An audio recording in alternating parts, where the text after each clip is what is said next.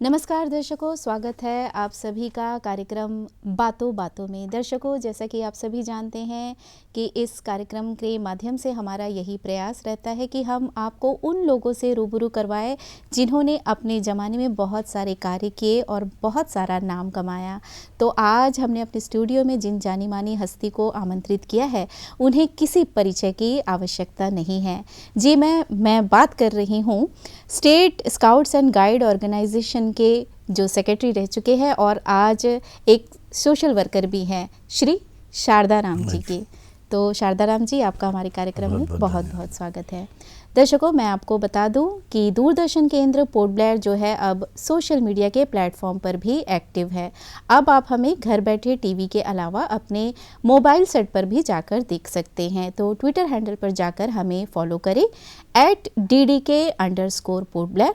हमारा Facebook page है Doordarshan Kendra Port Blair और यूट्यूब चैनल पर जाकर आप हमें सब्सक्राइब भी कर सकते हैं, दूरदर्शन केंद्र पोर्ट ब्लेयर। तो चलिए शारदा राम जी से बातचीत शुरू करते हैं। तो सबसे पहले तो हमें अपने बारे में बताइए, आपका जन्म कहाँ हुआ? मैं इसी धरती पे मेरा जन्म हुआ था 1940 में। उस वक्त हमारा देश गुलाम था और ये द्वीप अंग्रेज़ों के अधीन था। अंग्रेज़ इसमें राज करते थे। लेकिन कुछ ही दिन के बाद, 3 साल के बाद में, लेकिन ये जो सेकंड युद्ध था, सेकंड वर्ल्ड वार, उसकी आज आँच अंडमान की तरफ भी आने लगी थी। उसके बाद मेरे फादर को इन्होंने स्पाई केस में बंद कर दिया था और उसके बाद में उसको जहर दे करके मार दिया था। बचपन था, समझ में नहीं आता कि क्या करना है। और उस वक्त जो परेशानी हम लोग को हुई कि न खाने को है, न पीने को है, न दवा है, न दारू है, और इस तरह के हम 3-4 साल तक हमारी ज़िंदगी, बचपन जो खेलने का समय था, उस वक्त लड़ाई के बीच में हमारा बचपन बीता। कहने का तात्पर्य है कि काफ़ी कठिन दौर के समय आपका जन्म हुआ। काफ़ी परेशानी हुई जी। भाई बहन कोई नहीं थे हमारे सामने, कोई और वो नहीं था, गाइड करने वाला नहीं था हमको। फिर भी हम जीते थे। लेकिन जैसे ही जापान गया, अंग्रेज़ों ने दोबारा इन द्वीपों को कब्जा किया। दोबारा आक्रमण का आना हुआ। और हम जो सेक्रेटेरिएट है वहाँ पर में हम लोगों को, तमाम लोगों को, उस वक्त आबादी जो थी कम से कम 20-22 हज़ार की आबादी थी। अच्छा। ज़्यादा लोग नहीं थे।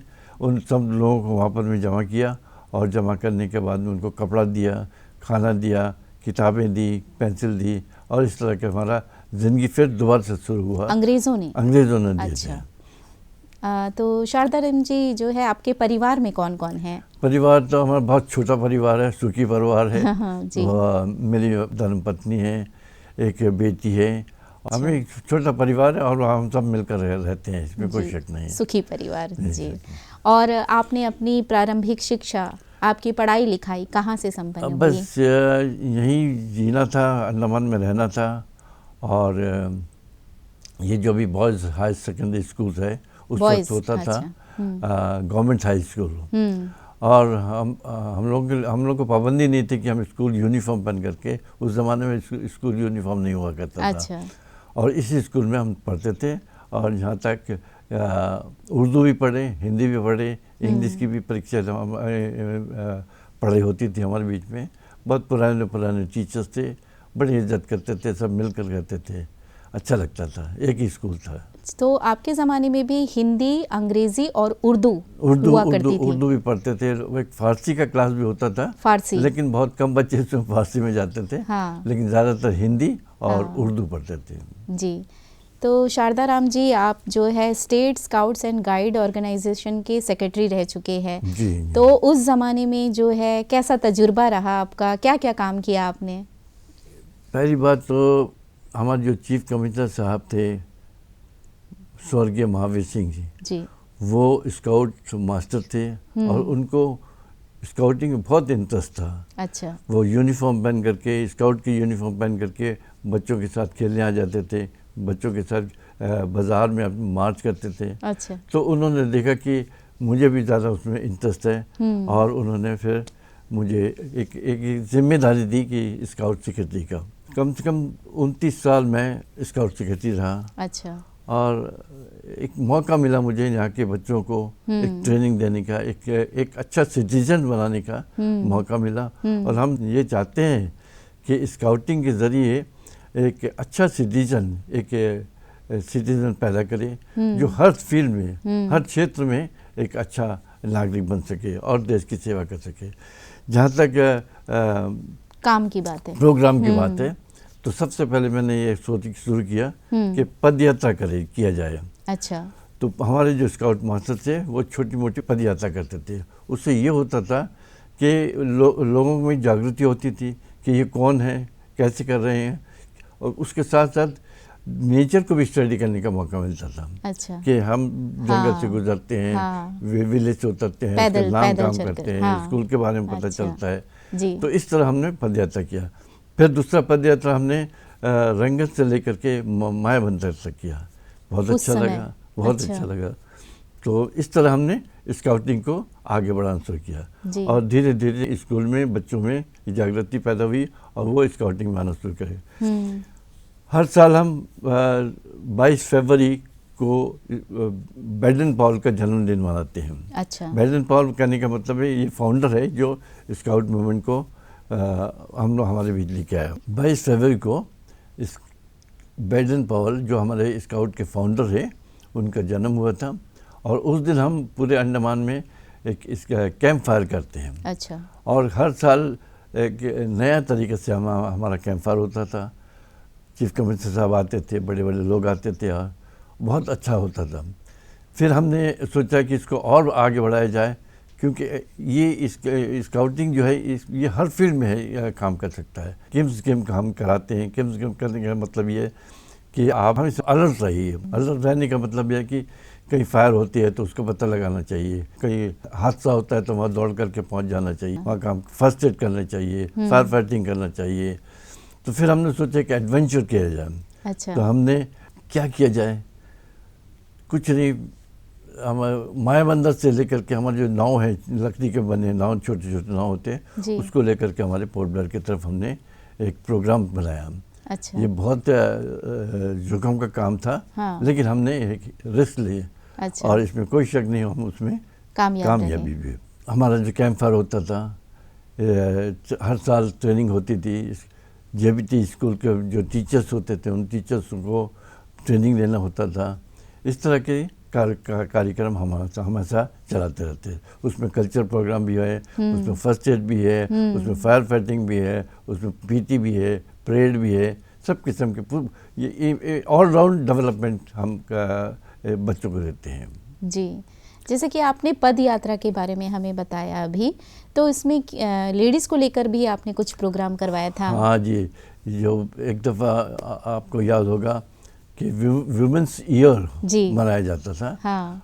तो हमने सोचा क्या करना चाहिए जी लेडीज़ के लिए, लेडीज़ को। हाँ। हमारे जो गाइड है, हाँ। छोटे छोटे बच्चे हैं, उन सबों को मैंने एक पद यात्रा कराया। अच्छा। और जो वंडूर से लेकर के पोर्ट ब्लेयर तक का।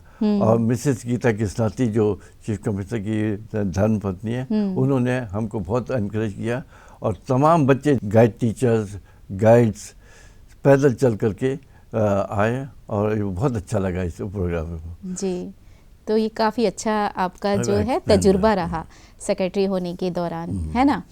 तो शारदा राम जी, आपने जैसे कि शुरुआत में हमें बताया सेकंड वर्ल्ड वॉर, इसके बारे में हमें बताइए कैसी परिस्थितियां रही उस दौरान, आपने कैसे कठिन परिस्थितियों का सामना किया। एक दहशत का माहौल था, हर लोग डरे हुए थे जी। हर घर में जो था लाइट नहीं होती थी। अच्छा। रोशनी नहीं होती थी जी। क्योंकि डर था कि कभी भी अटैक हो सकता है। अच्छा। अंग्रेज जो थे वो अटैक करते थे। ये जो एयरपोर्ट बना हुआ है वहाँ वो बमबारी करते थे। तो किस तरह हमारी ज़िंदगी करती थी वो कहना, शब्दों में बयान करना बहुत मुश्किल है। लेकिन यही है कि हम किस तरह बच गए, यूँ समझिए जी। काफ़ी खतरनाक माहौल रहा होगा। बिल्कुल बिल्कुल बिल्कुल जी। शारदा राम जी, आप एक आर्टिस्ट भी है, तो आकाशवाणी से आपका जुड़ाव कब से हुआ, कैसा रहा वो सफ़र आपका? 1965 में ड्रामा के लिए मुझे बुलाया गया। अच्छा। तो कुछ आइडिया तो था नहीं कि आकाशवाणी होता क्या है, स्टेज क्या होता है, रिकॉर्डिंग रूम क्या होता है। हाँ। बस यूं ही पहुंच गए थे, लेकिन आस्ते आस्ते सीखते गए। अच्छा। और इसमें कोई शक नहीं, जो उस वक्त के मिस्टर राज थे, मनमोहन जगमोहन थे जी। मदन मोहन सिंह थे, और जो पुराने लोग थे उनके द्वारा हम आगे बढ़ते रहे। जी। और इस तरह हम 1965 से लेकर अब तक का इससे ये आकाशवाणी से जुड़े रहे। जी।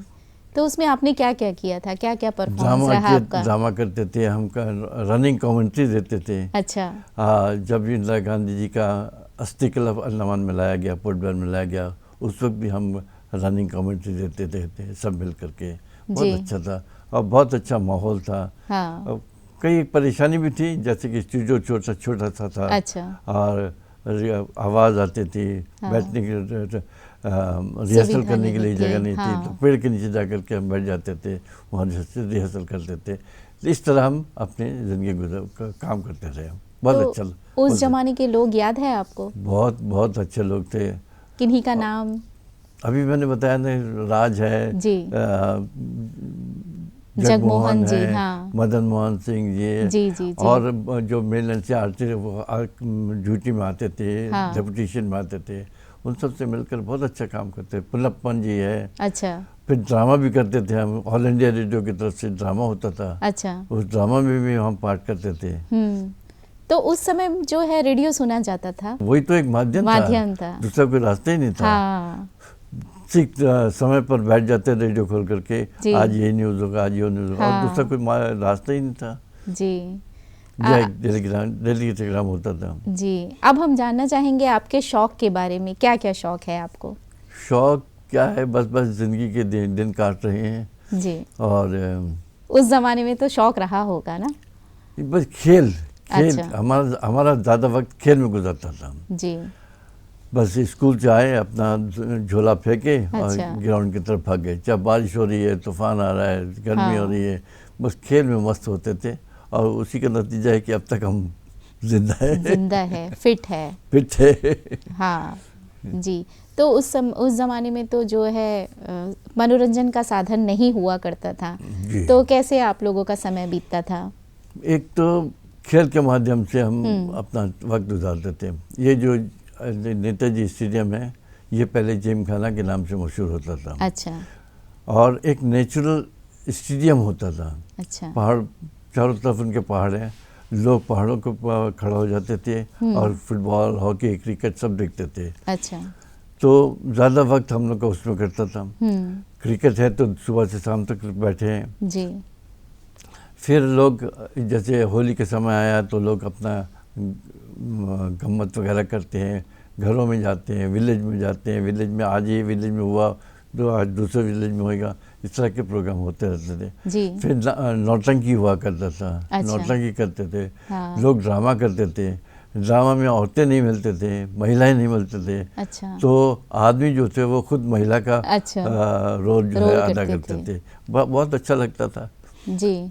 उस ज़माने में सिनेमा हॉल नहीं थी? सिनेमा हॉल तो ये माउंटबेटन टॉकीज था, उसके अलावा एक ये जो मरीन है ग्राउंड है, हाँ। वहाँ पर में एक छोटा सा सिनेमा हॉल था। अच्छे पिक्चर ला करके उन्हें दिखाते थे जी। कहाँ हुआ करता था सिनेमा हॉल? मरीन ग्राउंड जो अभी जहाँ पर में हॉल है जो ट्रांसपोर्ट डिपार्टमेंट का बिल्डिंग है, वहाँ पर वो छोटा सा सिनेमा हॉल होता था। हाँ। उसमें खासियत बात थी कि उसमें 2 इंटरवल होता था। अच्छा। क्योंकि वजह थी कि मशीन उनके पास एक ही होता था। हाँ, और वो मशीन को बंद करते थे, फिर हम लोग पानी पीने चल जाते, कोई यहाँ जाता था। हाँ। ब्रेक ले लेते थे। हाँ। उस जमाने में क्या टिकट हुआ करती थी? एक रुपये 4 आना का टिकट। अच्छा। कम से कम 4 आना। हाँ। 9 आना। अच्छा। 12 आना। हाँ। 1.25 रुपया। अच्छा। 1 रुपये 4 आना का टिकट। हाँ। मुझे एंजॉय करते थे। तो जैसे कि आप एक सोशल वर्कर भी है शारदाराम जी, तो कैसा रहता है आपका दिनचर्या, कैसा रहता है? अभी हमारे बहुत से साथी नहीं हैं, कुछ मेलैंड में चला गए हैं, कुछ दूसरे विलेज में चला गए हैं। तो हम यही चाहते हैं कि हमेशा वॉकिंग करें और लोगों से कहते हैं कि वॉकिंग करो, लोगों से मिलो, उनसे बात करो, ज़्यादा पॉलिटिक्स की बात नहीं करनी चाहिए जी। अपने दुख सुख को बांटें जी। प्यार बांटें, ये हमारा लक्ष्य है जी। और आप क्या करते हैं, खाली समय आपका कैसा बीतता है शाम के वक्त? ज़्यादा से ज़्यादा मैं पढ़ता हूँ। रीडिंग करते हैं? पढ़ लेता हूँ। हालांकि पढ़ने के लिए इतना मटेरियल नहीं आजकल नहीं मिलता है। जी। पहले ज़माने में बहुत मटेरियल मिल जाता था, आजकल इतना नहीं मिलता है जी। लेकिन टीवी भी देखता हूँ और रेडियो भी सुनता हूँ और फ़ोन में बात भी करता हूँ। हाँ, लोगों से बात करता रहता हूँ। बात करना भी बहुत ज़रूरी है। जी। और शाम के समय आप निकलते हैं बाहर? शाम को वॉकिंग में निकल जाते हैं। अच्छा। तो उससे फ़ायदा ये होता कि अपने लोग मिल जाते हैं, उनसे बात करते हैं, उनके दुख हाल उनके बारे में पूछते हैं, उनके दुख सुख के बारे में बोलते हैं, पूछते हैं। हाँ, हाल चाल। इस तरह टाइम पास होता है। लोगों से मिलना बहुत ज़रूरी है। बिल्कुल। घर में बैठने के बजाय लोगों से मिलना चाहिए। जी। आजकल यहाँ पर क्लब का माहौल तो नहीं है, जी। लेकिन फिर भी लोगों से मिलते रहना चाहिए। जी। आपने जैसे कि बताया ड्रामा के बारे में, तो आप भी ड्रामा का शौक़ रखते हैं? मैं बचपन से ड्रामा में काम करता था, स्टेज में काम करता था। तो उस ज़माने के और इस ज़माने में जैसे कि आपने बताया, तो शारदाराम जी सबसे बड़ा बदलाव आपको क्या नज़र आता है? देखिए, उस ज़माने में ये था कि कुछ नहीं था ज़माने में। जी। धीरे धीरे जब हिंदुस्तान आज़ाद हुआ, उसके बाद में हमारी सरकार जो है उस पर ध्यान दी। जब 1967 में इंदिरा गांधी जी इन द्वीपों के दौरे पे आए, उसके बाद ई आइलैंड का डेवलपमेंट शुरू हुआ। अच्छा।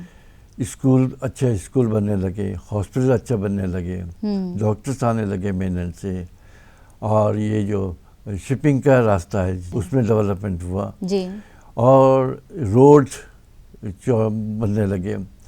1955 के बाद में जब ये नॉर्थ एंड मिडिल रंगत मायाबंदर जो घना जंगल था, वहाँ रोड नहीं थे। अच्छा। मुझे याद है कि जब मैं 1955 में हमारा जो एनसीसी का कैंप लगा था बेटापुर में, उस वक्त वहाँ रोड नहीं था। अच्छा। हम ट्रॉली से जाते थे।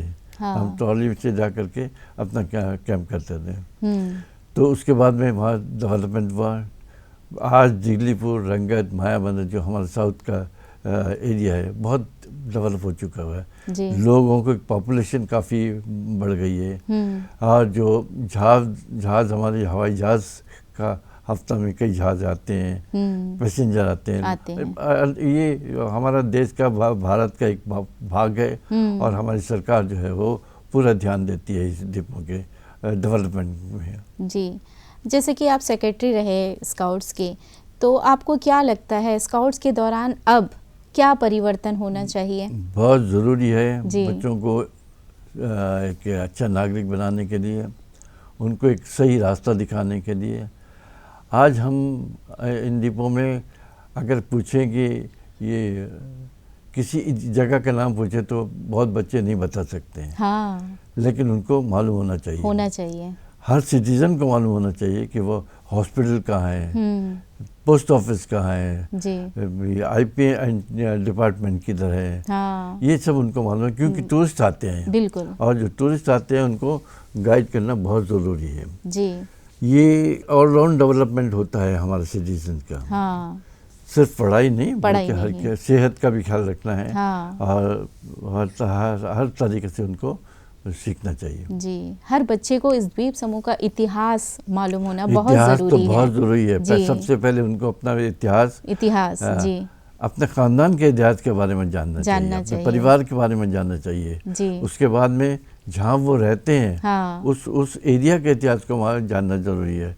उसके बाद धीरे धीरे फिर आप आगे बढ़ते हैं। अब हमसे पूछेंगे कि हमारी नानी का नाम क्या है और नानी का नाम क्या है, तो हम नहीं बता सकते। इसलिए आज इतिहास का, क्योंकि इतिहास से ही हमारा देश आगे बढ़ सकता है, हमारा परिवार आगे बढ़ सकता है। जी।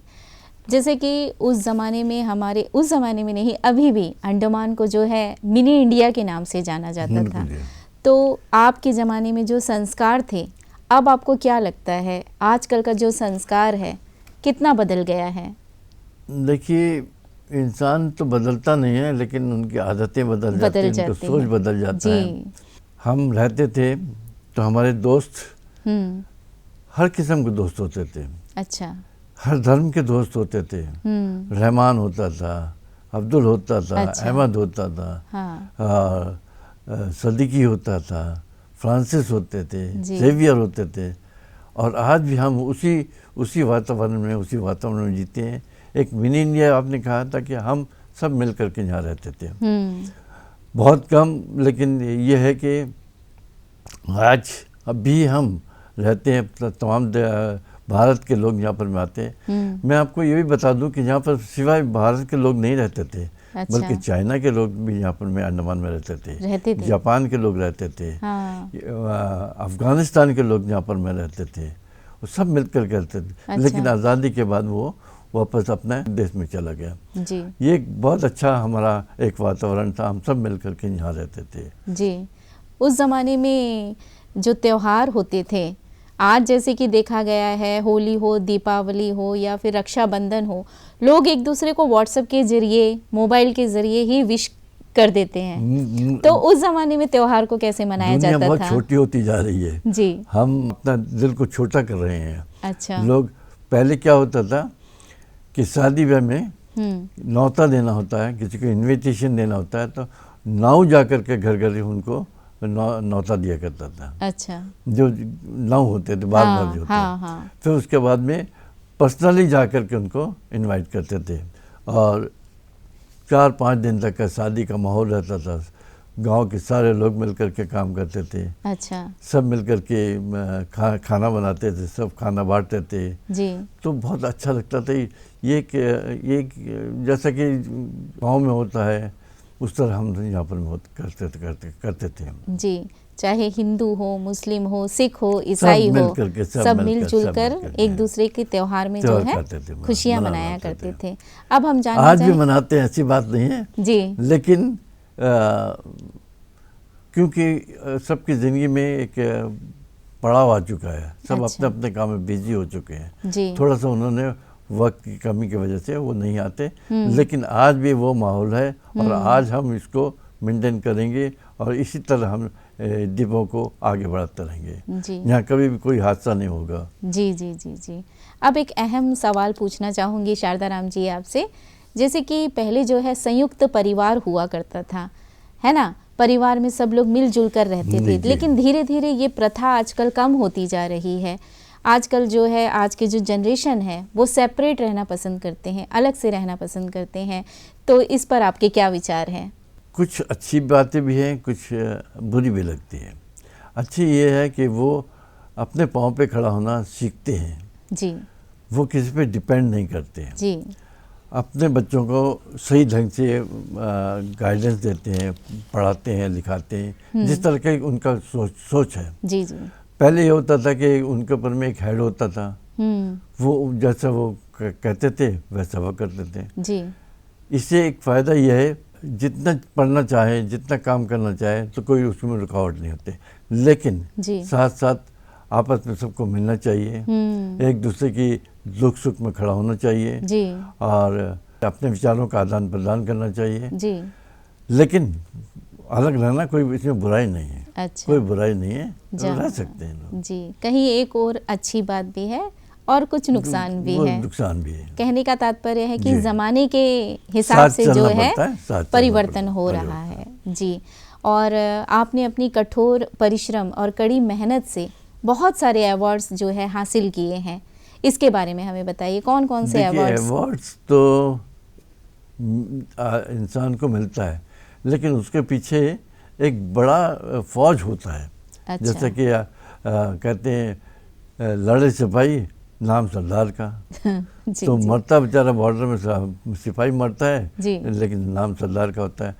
तो इस तरह अगर मुझे अवार्ड मिला है जी। तो मेरे पीछे हम बहुत लोग हैं जो हमको वक्त पर वक्त गाइड करते हैं, मेरे काम में मेरी मदद करते हैं जी।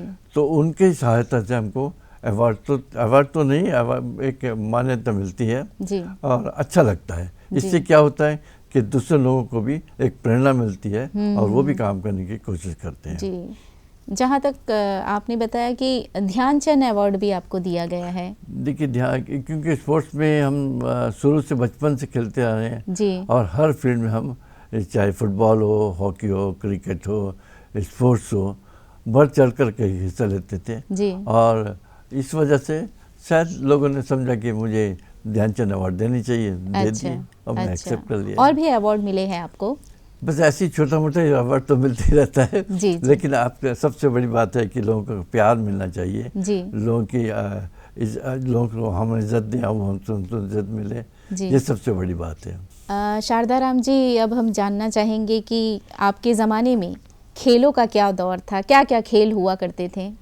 खेल तो उस वक्त भी यही खेल खेलते थे हम, हॉकी, फुटबॉल, क्रिकेट। अगर उनको मौका नहीं, छोटे बच्चे हैं तो वो अपना घर में गुल्ली डंडा खेलते थे। जी जी, गिल्ली डंडा, गुल्ली डंडा खेलते थे। पीठ ईंट गिराना, पीठ तोड़ना खेलते थे। अच्छा। तो ये तो छोटा मोटा खेल है। लेकिन जब ग्राउंड में खेल होता था, जिम खाना के मैदान में खेल होता था, अच्छा, तो हजारों लोग खेल देखने आते थे। अच्छा। और अंडमान एडमिनिस्ट्रेशन के जो ऑफिसर थे, एक इश्यू हुआ था ऑर्डर कि हर शनिचर को ऑफिस बंद कर दिया जाएगा और तमाम लोग ग्राउंड में खेल देखने के लिए पहुंच जाएंगे। अच्छा, सरकारी छुट्टी दी जाती थी? सरकारी छुट्टी होती थी। अच्छा। खेल देखने, और चीफ कमिश्नर साहब खुद आते थे ग्राउंड में खेल देखने के लिए। तो एक हिम्मत मिलती थी, एक एनकरेज मिलता था लोगों को। जी। और बारिश हो, तूफान हो, खेलते हैं, दौड़ते हैं, भागते हैं। जी। यही नहीं, बल्कि जो फॉरेन शिप आते थे, उनके खिलाड़ी आते थे, उनके साथ खेल होता था। अच्छा। हमारी टीम में खेलती थी। अच्छा। और देखने में बहुत अच्छा लगता। स्पोर्ट्स होता, पुलिस डिपार्टमेंट के स्पोर्ट्स है, मरीन डिपार्टमेंट के स्पोर्ट्स है, स्कूल डिपार्टमेंट का खेल है, स्पोर्ट्स होता था। तो खेल का माहौल होता था, क्योंकि दूसरा मनोरंजन था यहाँ पर नहीं था। जी जी जी। तो एक मनोरंजन था हम लोग का और सब खेलते थे, अच्छा लगता था। अब वो नहीं रह गया, दौर वो नहीं रहा। हालांकि सरकार बहुत कुछ देती है, बहुत एनकरेज करती है, बच्चों को प्राइज दे देते हैं। नेशनल लेवल में, इंटरनेशनल में हमारे बच्चे जाते हैं, खास करके ट्राइबल बच्चे। लेकिन वो माहौल अभी हम दे नहीं पाते। जी जी जी। छोटे छोटे ग्राउंड में भी खेलते थे। अब शायद आगे कुछ करेंगे, कोशिश करेंगे, जरूर करेंगे।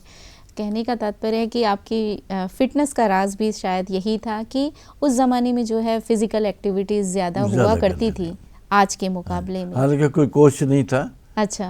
फिर भी एक दूसरे को देख देख कर सीखते थे। हमारे जो बहुत खिलाड़ी, जो मोहन बगान जैसे मानी का टीम है, उसमें भी हम पार्टिसिपेट करते थे। अच्छा। जब कॉलेज में जाते थे तो वो हमारे बच्चे वहाँ के अच्छे टीम में खेलते थे। जी, खेलते थे और जीत कर आते थे। जी जी जी। और हमारे इस द्वीप समूह का नाम रोशन करते थे, है ना? जरूर, इसमें कोई शक नहीं। जी। चलते चलते शारदाराम जी, इस कार्यक्रम के माध्यम से आप जो दर्शक आपको देख रहे हैं, आप उन्हें क्या संदेश देना चाहेंगे? मैं सिर्फ एक छोटी सी कहानी आपको सुनाना चाहता हूँ। बिल्कुल। वो ये कि माँ एक अपने बच्चे को देखती है कि वो गुड़ खाता है, उसको गुड़ खाने की आदत है, वो उससे परेशान हो जाती है बेचारी। तो वो अपने बच्चे को लेकर के वैद्य के पास जाते हैं और वैद्य उसकी पूरी कहानी सुनता है और सुनने के बाद में कहता है कि आप 1 हफ्ता के बाद वापस आइए, हम आपका इलाज करेंगे। तो फिर 1 हफ्ता के बाद वो माँ अपने बच्चे को लेकर वहाँ पहुँचती है।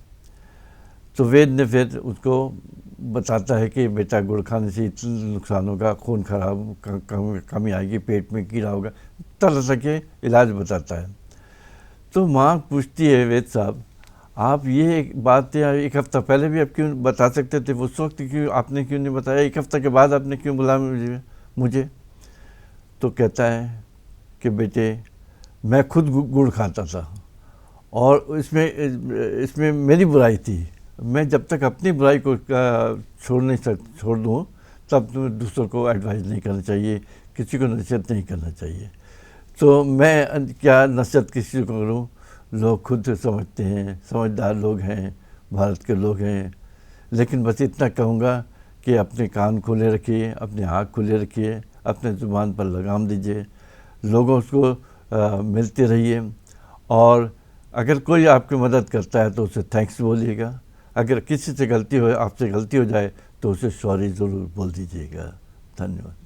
बहुत ही अच्छे शब्दों में शारदा राम जी आपने अपनी बातें रखी।